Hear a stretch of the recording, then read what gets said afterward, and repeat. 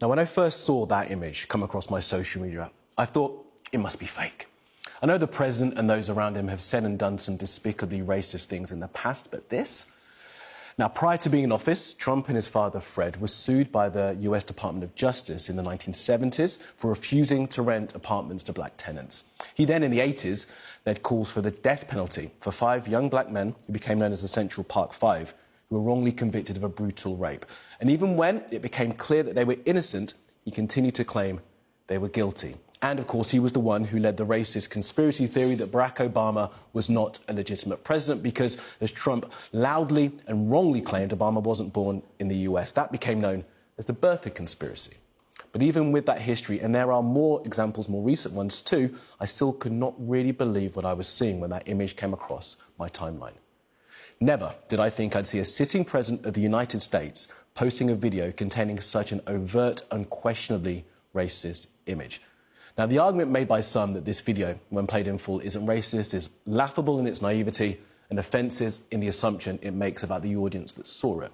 Its creator made a decision to depict the Obamas as apes. Its poster made a decision to share it on his platform.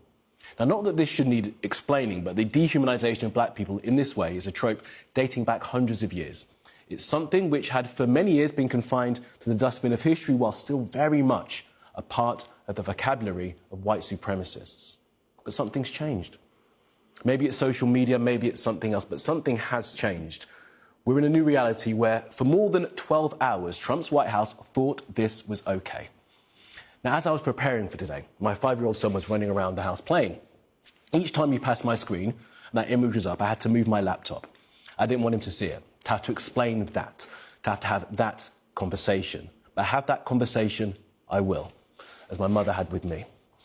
There's been an increase in racist language and behaviour online where it's found an audience and metastasised.